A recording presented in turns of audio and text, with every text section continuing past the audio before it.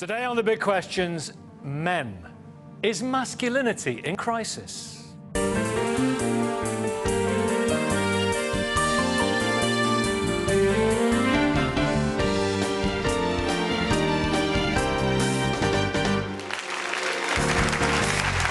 morning, I'm Nicky, Campbell. Welcome to The Big Questions. Now, today we're back at Oasis Academy, Media City UK in Salford to debate one very big question. Is masculinity in crisis? Welcome, everybody, to The Big Questions. Be a man. Man up. Act like a man. Men and boys all know what those commands mean. Stop snivelling, boys. Stop behaving like a girl. As women celebrate their last 100 years of steadily gaining rights, breaking barriers in the workplace and gaining economic independence and personal freedoms, many men have been struggling with what being masculine should now mean. At one extreme, last Wednesday, a man in Toronto drove a hired van into a crowd, killing 10 and wounding 14 people. His post on social media suggested he did this because he was an incel, an involuntary celibate who couldn't find a woman prepared to have sex with him. At the other extreme, more men are killing themselves. The greatest cause of death today for British men under 50 is suicide. 3/4 of all suicides in the UK are by men. What's going on? Well, to try and answer that, we've brought together men of all ages with very different perspectives on masculinity. Musicians, writers, lawyers, comedians, journalists, academics and activists will thrash out what it means to be a man today.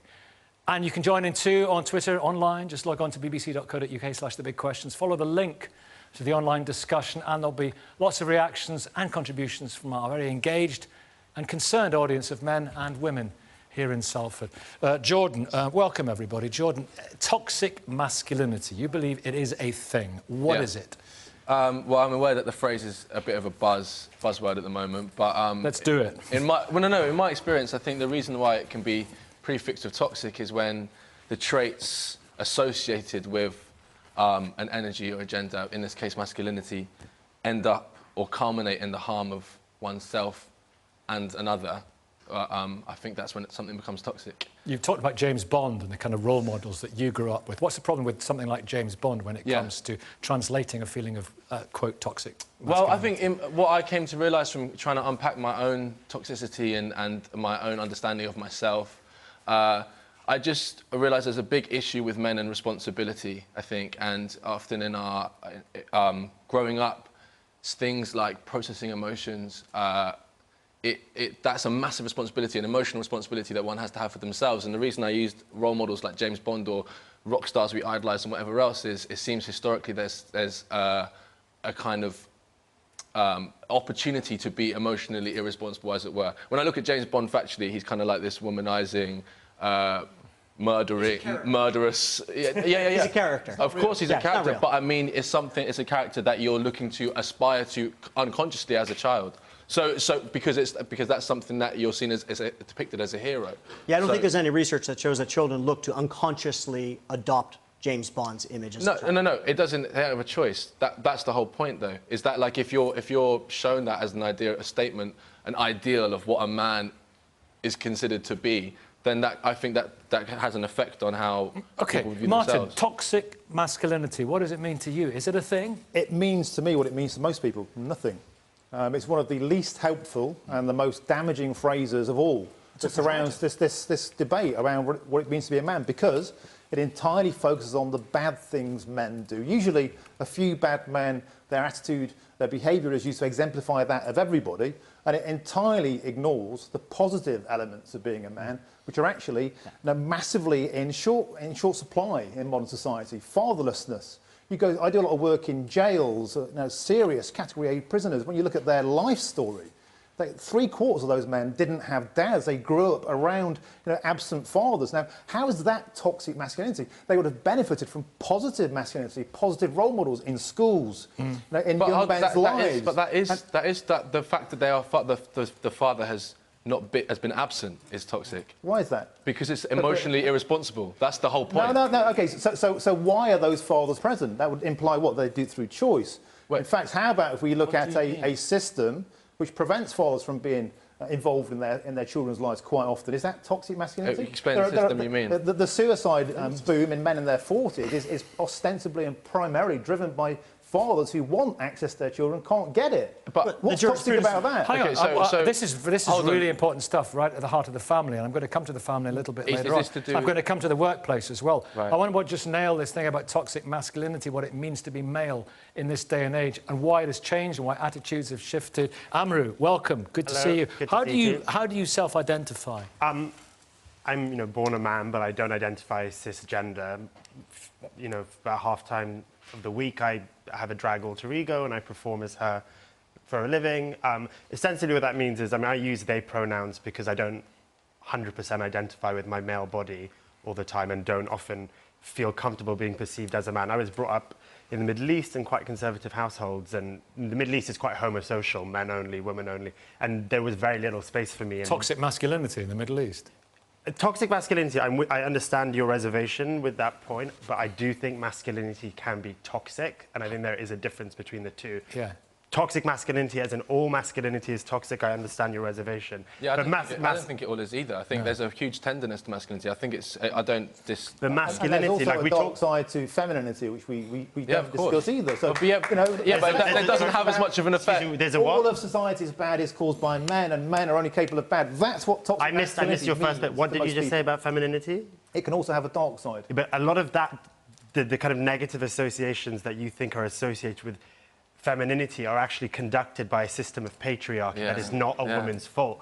Actually, the things that we read as feminine, and we see... What do you mean by a system of patriarchy, for those... Well, that's another made-up thing. Well, hang on. It's a made-up thing to you because you can like toxic masculinity. You can say that. You can say that in a minute, Martin. Likewise, Mike. Likewise, Eric. It's a likewise, anyone else. But I just want to explore exactly what you mean. What is the patriarchy? I do think it's quite funny that the people I often find getting annoyed at the words toxic masculinity, patriarchy are people who tend to kind of benefit from that structure. You're nodding your head, but you are one of those. They might be offended because it's a pejorative. It's a pejorative. It's a stereotype of a whole class of people. I'll tell you what. Let me let him finish, and then I'll group throw the tennis ball back over here. Okay, carry on. Patriarchy is the systemic privileging of certain identities in society.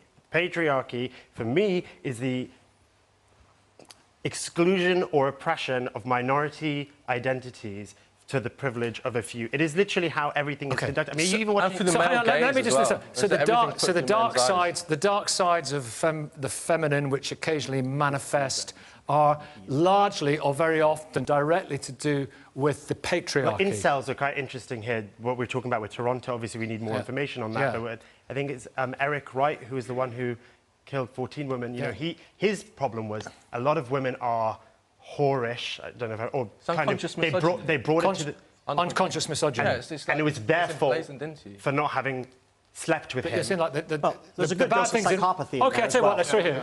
Eric, go on. Right, so the term toxic masculinity is a pejorative. It's a patriarchy. Stereotype. Let's pick up the term patriarchy had roots in cultural anthropology.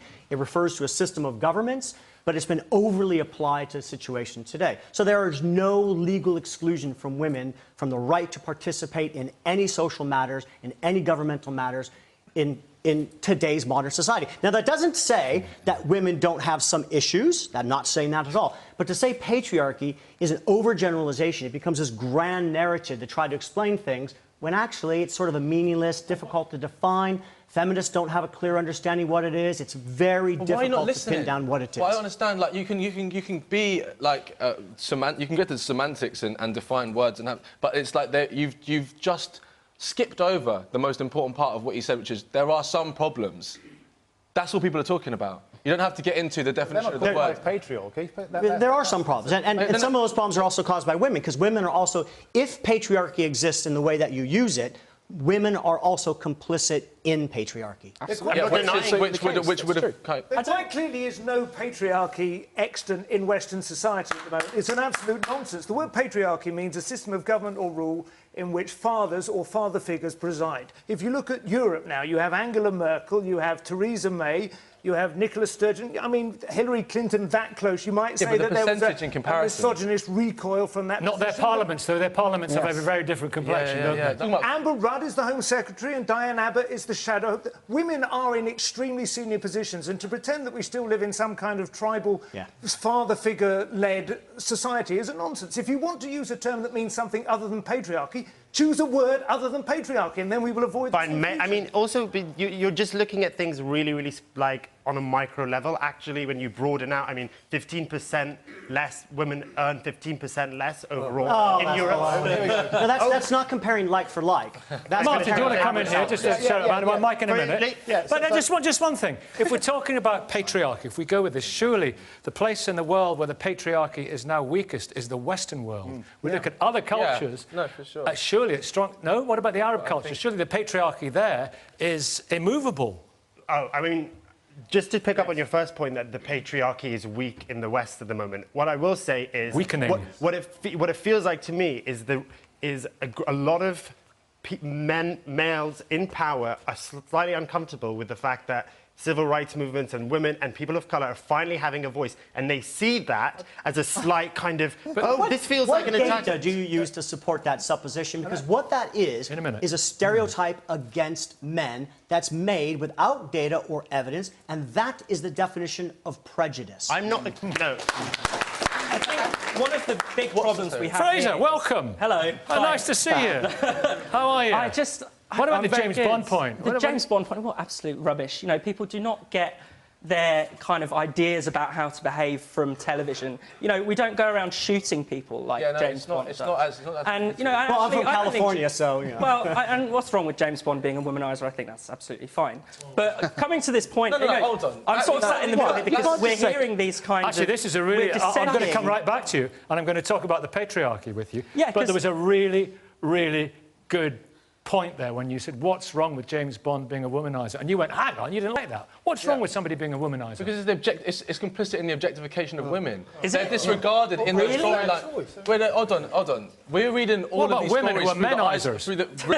What about women who are menisers? Well, women are actually shamed sexually, like in terms of how they shouldn't be if they are. I think trying to do to James Bond, even though he's a fictional character. No. Wait a minute. Fraser, I'm back with you in a minute. One at a time. We haven't enough time. Jordan, carry on your point. No, I'm interested to what you're saying. James Bond was written by Ian Fleming as a very dysfunctional character. I mean, he made no bones about it. He was a deeply unhappy alcoholic throughout the entire books. The way that Hollywood has changed him and the way he's come and gone in and out of fashion and the way his jacket lengths have shortened and lengthened over the years, you know, he has adapted to the culture, but he has never been held up. It's not intended to be a... Thank you very much indeed, Simon. Can I just say nobody does it better? Let's get back to the patriarchy. Well, just quickly on this idea of womanising, I think there is a real danger, there is a kind of creeping Victorianism in our discussions about sex today. Sex is a good thing. Most people enjoy sex. Men and women all like sex. Simon's shaking his head. I'm not saying I don't think anyone... I'm not saying it's really a dangerous view, I think, of women to say... You know, we're almost in the shower of someone who was like, abused as a child. I'm sorry, but we're implying in this discussion that sex is something that women have done to them, which is a really backward idea. And you know, so I have a real problem with that. The other thing is that we're kind of shouting at each other and we're in danger of descending into a kind of competitive victimhood. You know, you'll come up with stats about how many men have killed themselves. You're saying about how, you know, women are paid less. And really, what are you chasing after? You know, who wins in this kind of gender war? We just want equality. It's just equality, I mean... So we have equality. Men and women have never been more equal. Gender has never been less relevant to our lives in just about every area. And yet there is fixation on gender. There are no barriers. Mike, wait a minute. I'm going to go to the audience in a minute and hear from some women. First of all, though, we were talking about sex there. Don't worry, Jordan. Yeah, I'm just confused. You're confused. How did I feel? Mike. You do not like, we're talking about the recent developments, you're not a fan of the Me Too campaign, are you? Yeah, of course not. Well, I'm not a fan of any feminist campaigns, by definition. Well, what do you think about the Me Too campaign? Has that not been tremendously empowering for women. At last, they're standing up and they're saying, no more, we're not having it, enough is enough. What's wrong with it? I think the reality is that, you know, the casting couch, if you want to go use that expression, there have always been plenty of actresses very happy to jump on the casting couch. Oh my God. Seriously. For career advancement. But I'd like to pick up on the point of the patriarchy. Can you, we'll come to the patriarchy in a minute. I can't believe The idea that women have huge sexual power, and young actresses in particular will use that for outrageous advancement over other women. Where do you think the idea of the casting couch came from in the first place, though? It's an entirely... Let's hear from Kit. Kit wants to talk about... Answer the question, where did the idea of the casting couch come from in the first place? Go on. The whole idea of the casting couch, this sort of situation, is entirely perpetuated by men in order to find female talent. Therefore, you're bringing women into this male-dominated space where men have control and then imposing ideas and imposing this entire situation upon them to suggest that women are somehow... Have you read about Weinstein? OK, Mike, what about the situation of women having their bums touched and all that sort of stuff that's been going on since time immemorial, and enough is enough? They don't want it anymore. And men don't want it. I mean, if you ask the men who go to men who go to nightclubs, they suffer exactly the same problems because it's an environment where people's inhibitions are lowered through alcohol. What problem? But I really would like to talk about... We're not talking a nightclub. We're talking about in the office. Yeah. Have you heard in about the queue Weinstein? for the bus? Were you aware of how many women were violated by the patriarchal structure of Hollywood? You know, 11% of directors in the 250 top films are women. There's only about 28% of all speaking. What I'm saying is, it's a dominated system by men, and women were violated because of that. The casting couch, which is this sort of basic term that you clearly don't understand just because you're like a pissed off man, but like it's a lot of women who are kind of violated. You talk about female competition. Don't you think that's also conducted by the men who objectify women? Mike. Patriarchy. You wanted to address the Mike is the leader of the Justice for Men and Boys. Right. Patriarchy. OK, we had in our last manifesto 20 areas where the human rights of men and boys are assaulted by the state's actions and inactions, almost always to privilege women and girls. I defy anyone in this audience today to tell me one area where the state assaults the human rights of women and girls specifically. One. We have 20. Areas where men's human rights are assaulted. Well, go on, let's hear some of yours first. Well, for example... OK, in a minute. OK, just a few days of age, Jewish and some Muslim babies have their genitals mutilated. Jeez. That is a crime... So there's some girls, OK, genital mutilation. But that is a crime under the Offences Against the Person Act, 1861. Right. Another one? Education. For 30 years, girls have been advantaged over boys. And that explains why today 60%... In what sense have they been advantaged over... Well, the replacement of O-levels by GCSEs was done specifically to advance girls over boys. What a horrific injustice. And if you look at William Collins is a very important blogger. And if you look at his analysis... There's no such thing. Carry on. There is, he's the exception. And if you look at boys and girls were doing very similarly until 1987. That's when the change to GCSEs happened. And the gender education gap appeared that year, and it's been with us ever since. I think what you've done here, Mike, is you've swapped the conspiracy theory of the patriarchy with your own conspiracy theory about power. Can I ask you one thing? Nicky, I asked the audience a question. There are 20 areas where the human rights of men and boys are assaulted. Can anyone here today tell me one? I will come to the audience in just a second. Get your thoughts on that. I just want to say one thing. You said to one of our producers that you said that I was a feminist. Yes. Right. What do you mean? Well, because the times I've appeared, I mean, I had to wait a considerable time before I was allowed to speak. You've now had more time than anyone else. But but you started off with a feminist, and you've given much more time. Yes. By what criteria? Well, because... you're actually... Why is there a problem with being a feminist? What is your issue? Well, I'll tell you what the problem is. What's your feel then? I'll tell you what the problem is. Feminism has never been about gender equality. It's always been about privileging women. Can I say one thing? Can I just say one thing? This is an abstract... When you talk about privileging women, you're privileging women in a system that's already deprivileging them. It's not giving them more privilege over men. It's just setting an equilibrium. So 20 areas. What about sexual assault? The fact that more women are raped by men, it may not be a specific targeted policy by government, but it is a system of male oppression that has literally violated women's body. It may not be like you're just looking O-levels compared to that is so. In a minute. Okay, let's hear from some women. whether they be feminists like me or anything else. Let's see if who wants to. Yeah, a white shirt. Yes, what would you like to say? I just really believe in equality, and I'm kind of sick of this. Can you name one thing what was the question, Mike? Yeah, could you name me one area where the state assaults the human rights of women and girls specifically? Because if you think about the workplace, like more men are doing far better in the workplaces than women. Like because we still have this system where the pay gap is ridiculous. An explanation for that. Well, let's get the answers. We'll get an explanation in a minute. Yeah. Anyone else? In the back, black T-shirt at the back. Yeah. Yeah. Can I just say that it's like you're very lucky to be born a white cis male, and I think that it's people like you who don't understand the word feminism. The prefix fem is used to raise women's rights to men's, which are already very high, but men get discriminated against as well, and that's awful as well. But the point is, we're supposed to be bringing women up to reach the same level as men and get them equal. It's not to raise women above. Radical feminists are giving normal feminists like us a bad name. Is masculinity... You sound like you've got an opinion on this, on our question. Is masculinity in crisis? Well, it depends which way you look at it, because, of course, we have the one side, which is, like, the lad culture and, like, going into, like, football lads drinking too much and things like that. And then we have, like, obviously the male... Lads culture, your former editor of Loaded. Bring you in here, Martin Daubney, lads culture. Yeah, hang on. Martin Daubney. I was on a train today from London, and it was full of football lads being football lads and not doing anything bad to anybody else. They were drinking beer and having fun. What's wrong with... Why we pathologise normal male behaviour? Hang on. Why pathologise normal male behaviour, which people do, the vast majority of whom cause no damage or harm to anybody else? The vast majority. And we take, kind of the most toxic misogynist end and say, well, that's what they're all like. It's nonsense. There are millions and millions and millions of men who don't do anything wrong. Kit, there's no one saying that the entirety of football culture is toxic as a whole. Excellent, you're very welcome. But what we're saying is we need to tackle the end of the problem, which is toxic, which does cause violence, which does cause a widespread problem with alcohol abuse. But what causes that violence? What, toxic masculinity or sexual abuse at home? Alcoholism, parental abuse, domestic violence. Exactly. Growing up in a terrible world. That's not toxic masculinity, it's reality. They're all predicated. It's a response, it's a trauma response to the way we handle But that trauma is not only caused by men. I work in category by the structural system which they put in place.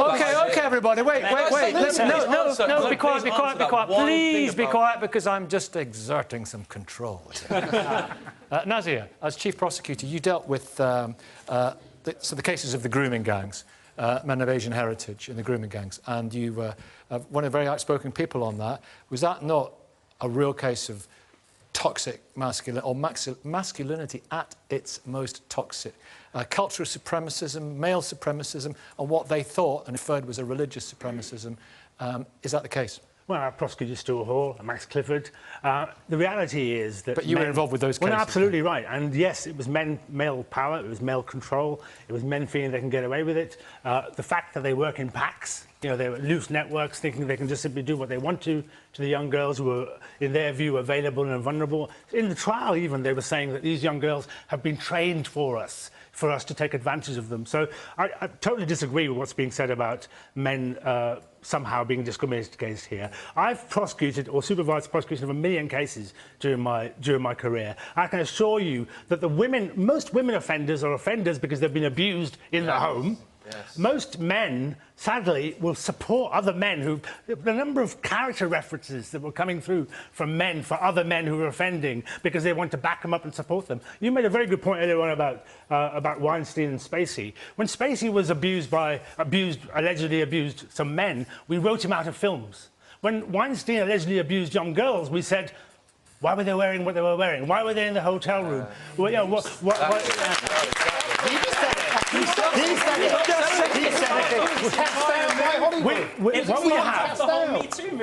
He wasn't cast off for about 30 years. But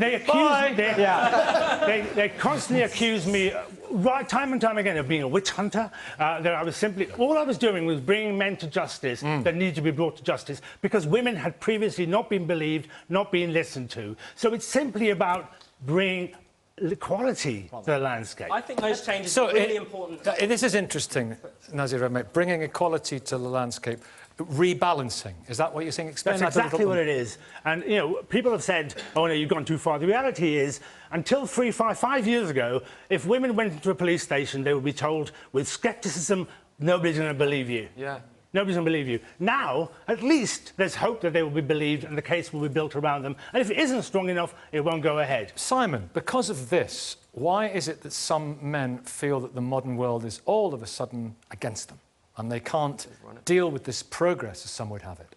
Well, I think you've rather begged the question there, haven't you? I don't think that that is why men feel that the whole world is against them. I doubt very many men at all feel that there's any problem with the Me Too campaign. I understand to some extent what the gentleman is saying at the end there, that it's become an opportunity for... It could develop into a witch hunt, potentially. Any kind of sudden movement or explosion of revelations of that kind could do, but I have to take issue with what Nazira said. I don't think anyone was trying to protect Weinstein. He's been virtually on the run to all intents and purposes, certainly by the standards of an international billionaire. I mean, he's had a life-wrecking experience, and quite rightly so. I think the reason that... Nobody said of the young men. Nobody said of the young men. That was Nazir's point. Nobody said of the young men that Kevin Spacey... The reason that men feel under threat and under pressure has nothing to do with these sexual revelations. And to be honest with you, I'm rather baffled by the course this programme has taken so far. I understood this to be about masculinity in crisis. A lot of pressures and a lot of changes in the world that men are facing at the moment, which have very little to do with rape revelations emerging out of Hollywood or James Bond. So is it why? So hang on. This is important. This is important. What has it become? I think the Spacey point was that the young men abused by Spacey. Nobody said, well, what were those young men wearing? Listen, very few men have in my lifetime, in my adult lifetime, very few men have felt the degree of entitlement and enablement that a Harvey Weinstein feels when he can offer a woman a role in a leading movie. None of us live like that. My own wife is baffled by this. She works in PR. She says, it's my wife's experience. And don't you tell me about my experience. No, because I've listened to yours. Now you be quiet and listen to mine for a minute. There is an awful lot of shouting and putting down going on here, and nobody is listening. I'm telling you, most men are not Harvey Weinstein. I know lots of people. I don't know any rapists, OK? They're not. But they exist, though. What is it that makes it... Is it more difficult to be a man now than it was 40 years ago? I have no idea. I was 12, 40 years ago. I don't know. But it certainly seemed to me that there was a more established role for men to fulfil in society, which would enable them to achieve a degree of status and which would enable them to a degree of respect within the society. And I think they are struggling to understand the world of work has changed, hasn't it? And I don't think it has anything to do with Weinstein.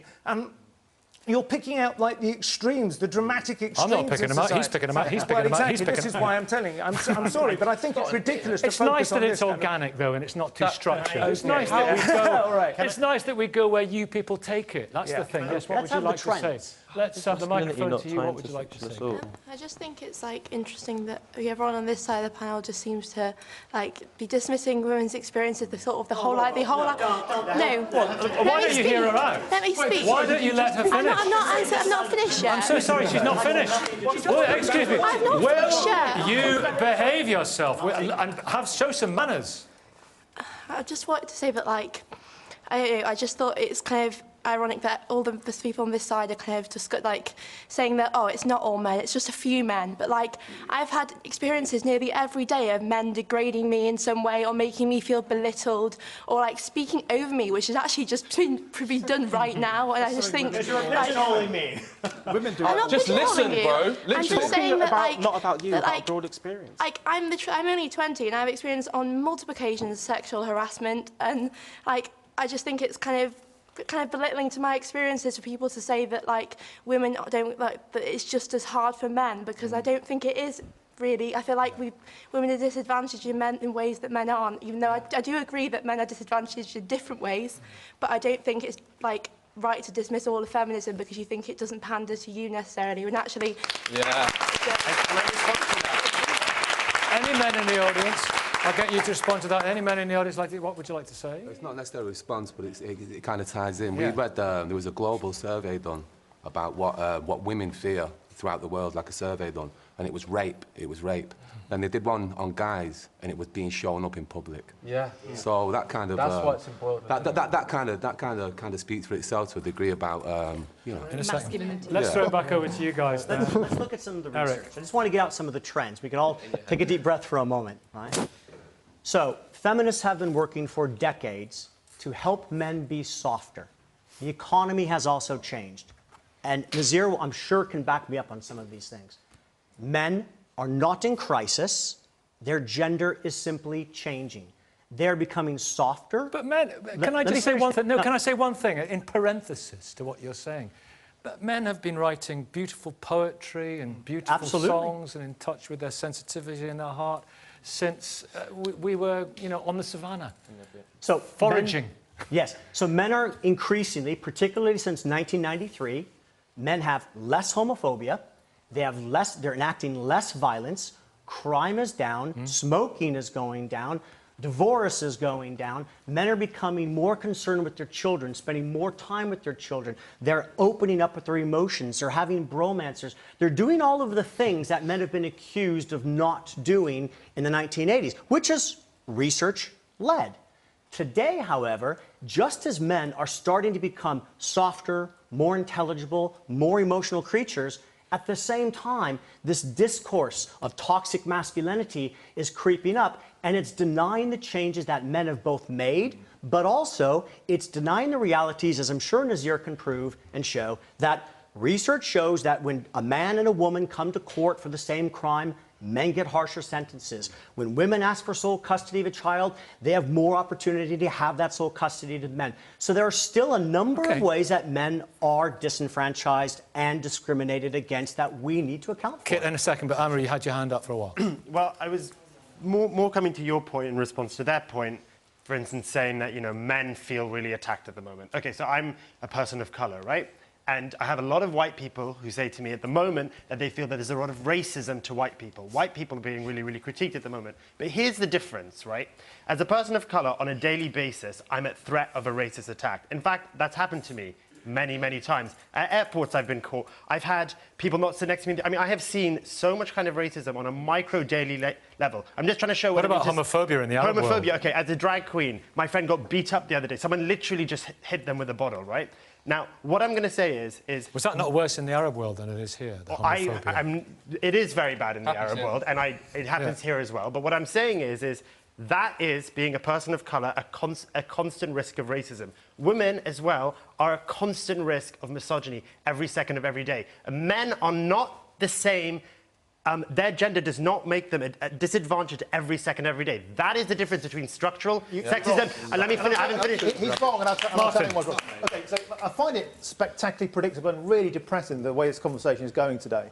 Because, like, on the one hand, it's like we are once again taking rapists, the most violent, the most toxic, the most misogynistic, awful, evil men, and somehow saying, therefore... You're all like that. You're all like that. No one's saying that.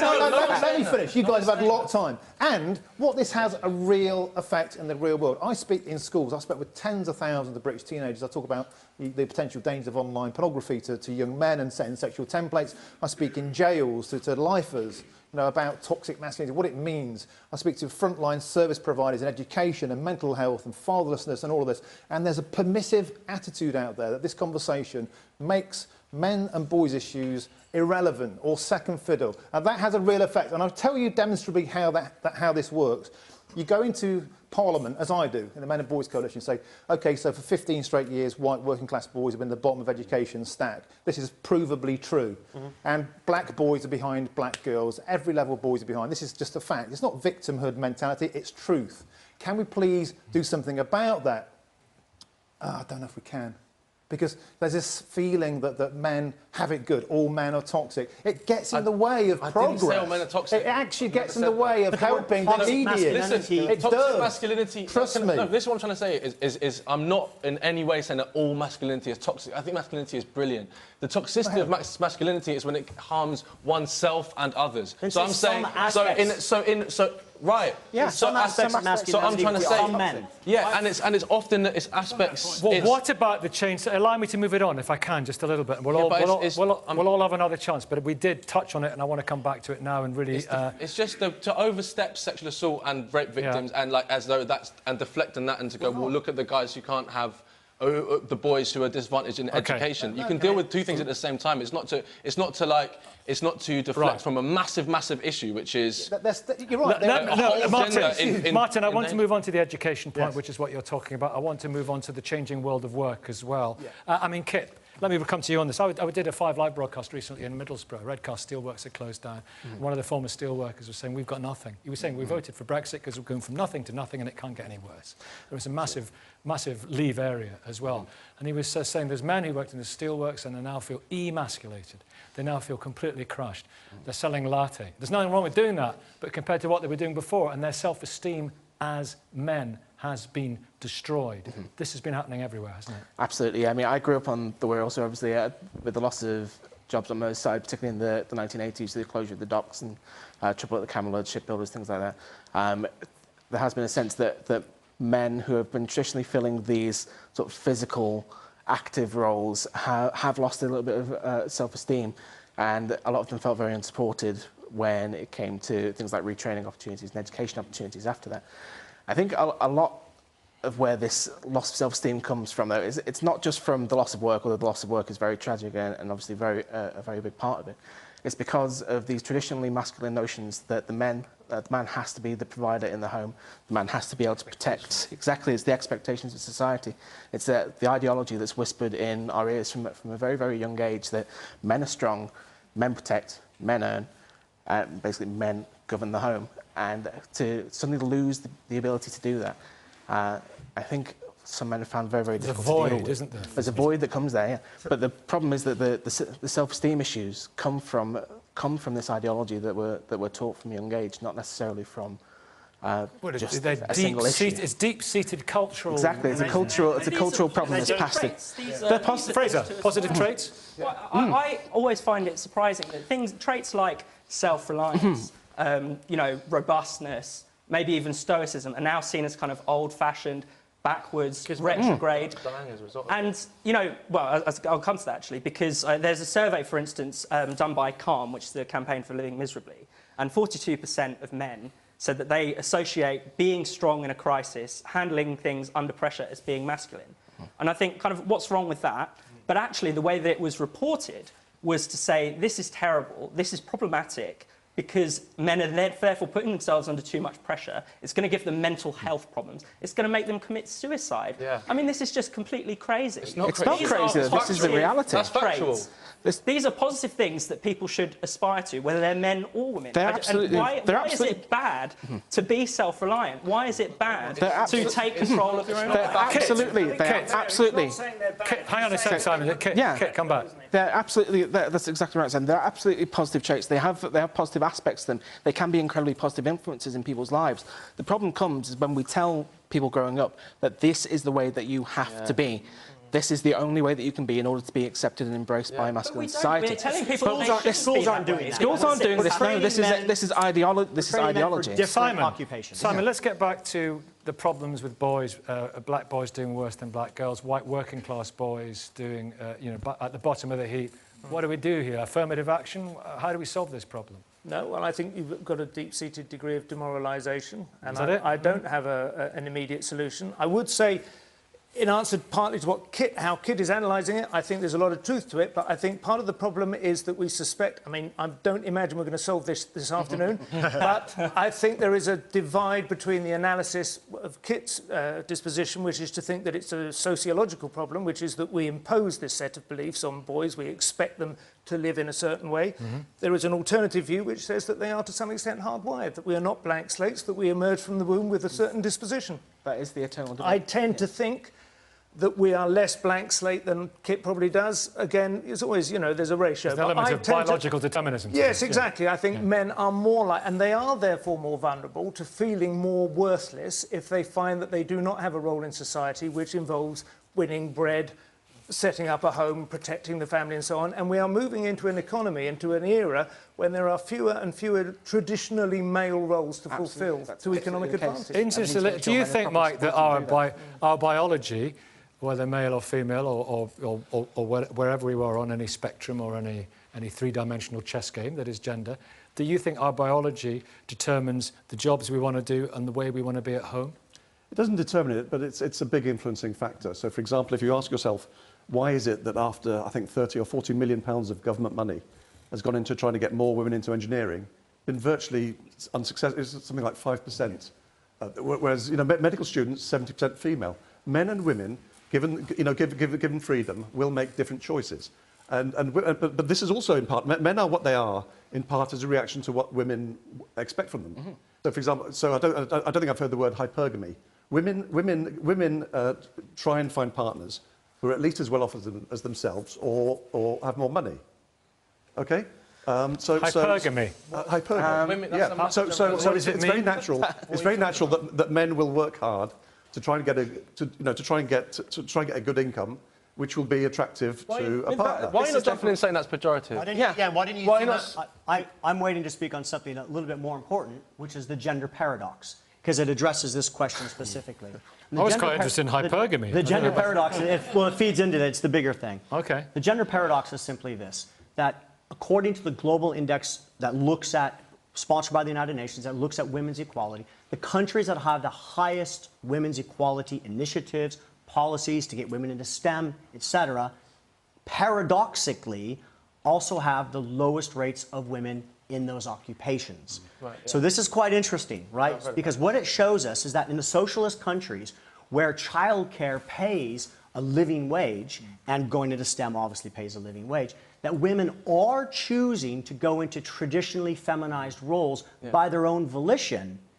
And that is a paradox, because what that actually suggests is that it is more biology at play than it is social. I would disagree. Can I disagree slightly, just because... Amru, disagree slightly if you would. I think, for instance, I can talk from my perspective in the Middle East, right? Masculinity is really, really heralded as this really, really important thing, and men need to provide. And so we're ahead of the game in the West. I would never. I'm not going to generalize in that way, because yes, there are some issues in conservative Arab countries, but the West has also been responsible for a lot of the problems there as well. But what I will say is, a lot of women that I speak to from the Middle East who are sort of no longer partaking in the Middle East, I've often been complicit, they say, in their own subjection to the patriarchy or to male dominance, because that is the way that it goes there, and there's this expectation. So this sort of... Which predated Western influence. Basically, but in terms of what you were just saying, in terms of... But they chose to work in the home. I think that takes out... You're just looking at that as quite a factual thing, rather than starting to really just get a grasp on how systemic that expectation... Let me finish. That's what the gender paradox is. The countries that most socialize women to go into STEM have fewer women going into STEM. And that's why it's fascinating data. It's a paradox. To be honest, it's not a paradox. It's only a paradox if it's viewed through the sociological lens. It's not a paradox if it's viewed through the evolutionary psychology lens. In that sense, it conforms exactly to what you would expect. And it's not to say that women want to just stay in the home and raise children. They want to become vets. They want to become doctors. They want to work in psychology. They're interested in people. And I know this is a grotesque overstatement and a simplification, but broadly speaking, women are more interested in careers in which they are enabled to leverage their capacity for understanding and empathy, whereas men like to fiddle with cogs. This is like how, unfortunately, to some extent, that's how it goes. But it doesn't... we do see it in our close relatives in the animal kingdom as well, don't we? That doesn't represent a crisis. Sorry, that doesn't represent a crisis in masculinity. If that's all it were, if it were only about getting women into STEM and going to work for Google, that wouldn't be a crisis. The crisis comes from the fact that another group of men, another strata of men, have, broadly speaking, expected to be able to leverage their physical strength and their capacity for manual labour and long, tiring jobs like driving trucks up and down the roads, and those jobs are just disappearing. They're just going.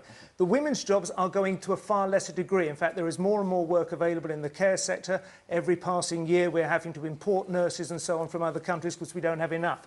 But jobs driving are going to disappear in the next 10 years. Already the job of, like, let's say a dustman, which used to be, you know, yeah, OK, it wasn't like kind of the highest status job, but you had a certain respect for a guy who got his hands dirty and had a pint at the end of the day. Very That's dangerous. now just pressing a button on the side of the truck and all the rest is done for you. And that'll all be done completely automated soon.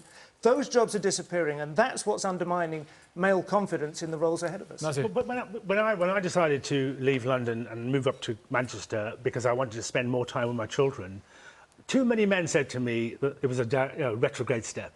That somehow they looked down on me for wanting to have more concern for more quality of life, more concern for the people that I'm responsible for and have should have responsibility for. So I think there's expectations that have to be recognised. Going back to the point around white working class boys, yes, absolutely, they are suffering in education, but Chinese boys aren't. Indian boys aren't. I don't necessarily think it's a gender issue there. I think there's something else going on. Socioeconomic pressures, lack of role models. Right. You know, too often I see the lack of role models is a reason why. The only doctor you know is the one you visit when you're ill, or the only lawyer you know is the one you see on TV. You're not going to aspire to that because it's not real to you. Yeah, if we get back to the education point, which I think is absolutely key, because we have left behind an entire generation of boys. That's just. When did that start? Started when GCSEs came in, but it hasn't been addressed, although it's been very, very well known in the corridors of power for at least the last 10 years. It's been a hot topic, but nothing has been done about it. So you're dead right. I absolutely admire the Asian work ethic and the attitude towards education that families have. There's great TV programmes we see where the white kids go in and they blossom. So what can we learn from that? What can we learn from how Chinese kids are brought up? And the work that I do in schools, I've been to some kind of bucket estate schools in Milton Keynes where these white kids just feel totally disinterested and disenfranchised from education. Why?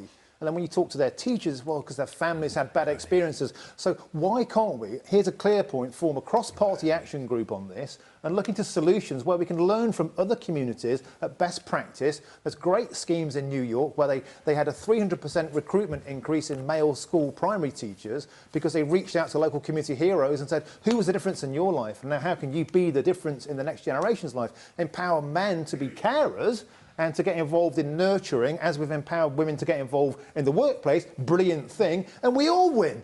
Surely, we all win if men can move into that space. And a lot of men have parental leave and don't take it. Maybe that's something that... Well, but that's because they're not paid equally. They're not paid equally, yeah. I think, in terms of your point there about, you know, the white working class male being left behind, I mean, with schemes to empower more women in education, more people of colour in education, and diversifying the landscape also on a top level, might that not help with what you were talking about in terms of creating empathy for different kinds of people and different kinds of role models? White working class men will not only look up to white, you know, I think by diverse, but a lot of these schemes that we're critiquing are just trying to diversify things, and potentially that will help masculinity in its toxic image be debunked a little bit and allow men to not just feel like masculinity. Let's talk about the family. I mean, the traditional structures have gone. We have all ways and shapes and forms, and it's a wonderful thing. And Mike, you know, it's not like 2.2 kids, hi honey, I'm home. You know, we are gone. That's gone. That's disappeared. Well, I think that, yeah. And men are much more involved now in raising children. That is surely a success story. Unfortunately, for those fathers who can do that, but there's been a decades-long tragedy of family courts denying fathers access to their children.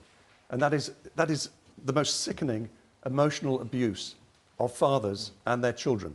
And we know that the male suicide rate, which I think Martin may have mentioned that suicide is the #1 cause of death for men under 50. The government doesn't give a damn about it.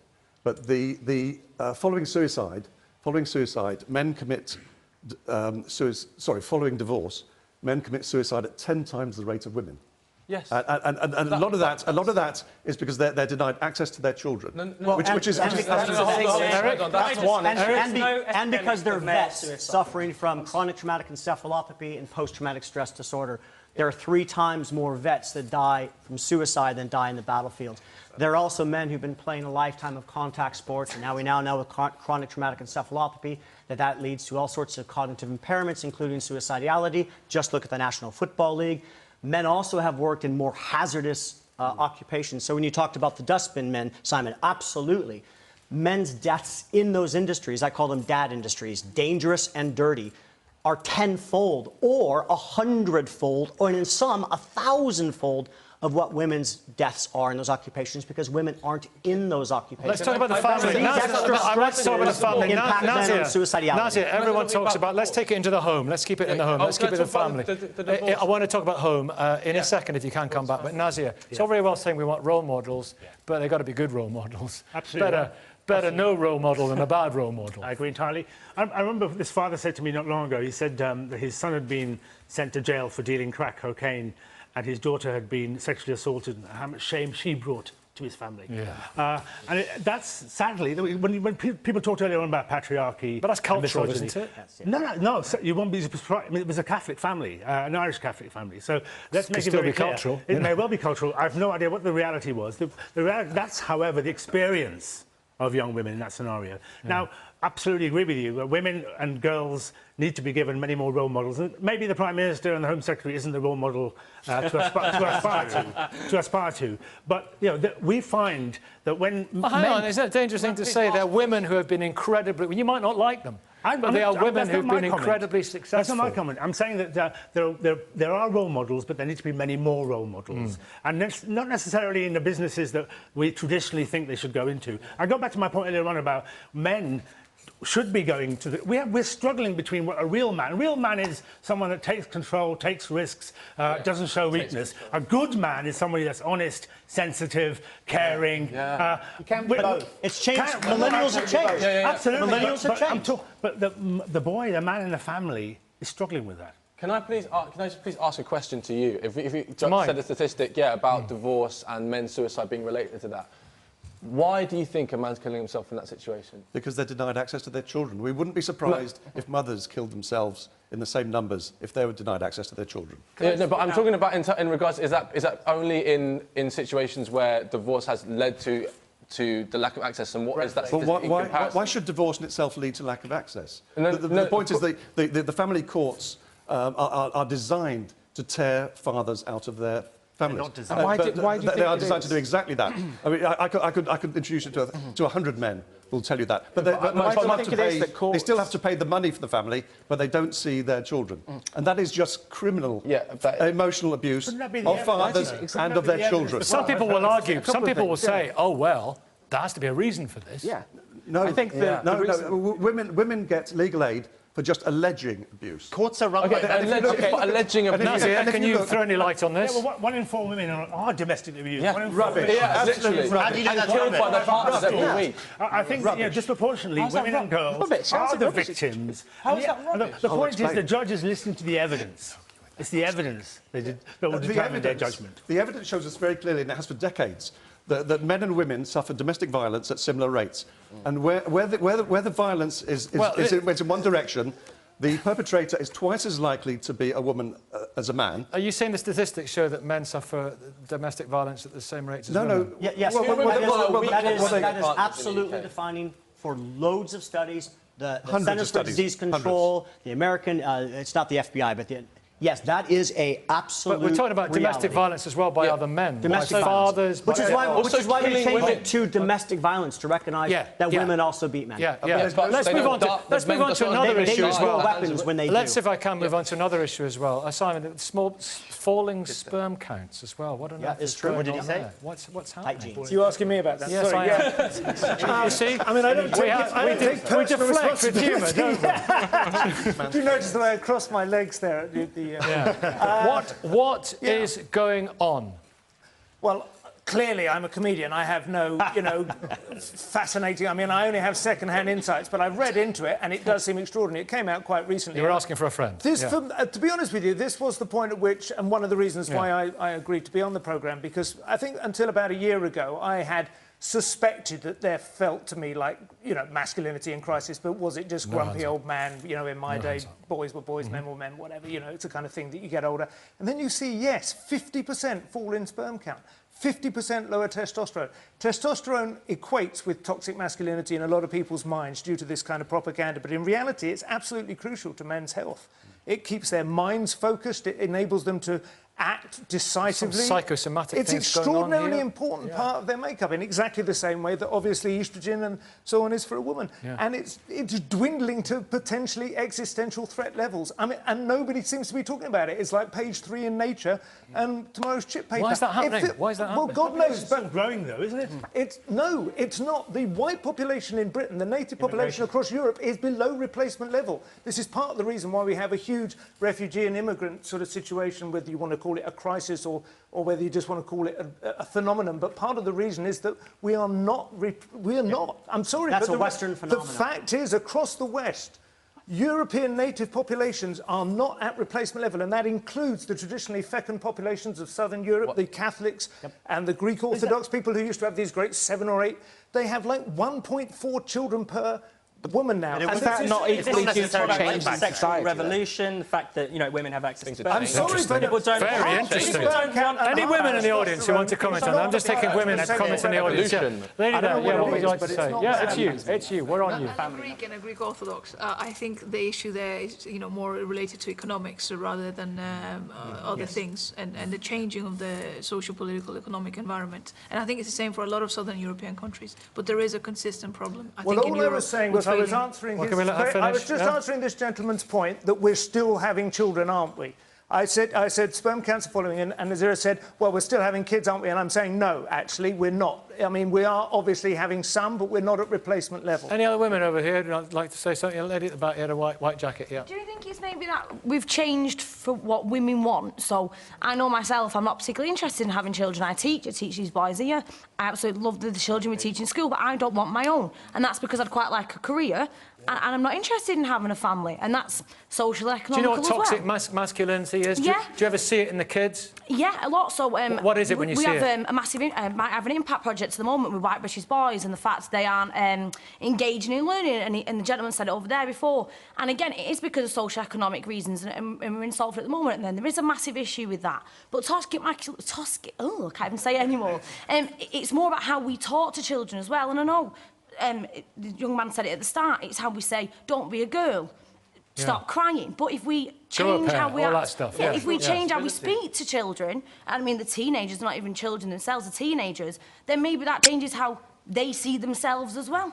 Yeah. I really wanted to get to a point when I explained about, in terms of suicide, which is a matter very close to my heart, and I have to be very clear that the reason why I so passionately speak about masculinity or toxic masculinity is from experience. Like, the whole idea surrounding it is that you're put into an environment where you're not emotionally responsible for yourself in the same way. You manage to get to late ages, like 30, 40, without having really established a solid standing for your own emotional support. And it can often culminate with a lot of suicide with these young men. It's because they've never really allowed themselves to process trauma and emotion physically. No, I'm not making this up. Trauma is trapped in your body. It's a physical entity. If you're not connected to your body, you're all up in your head.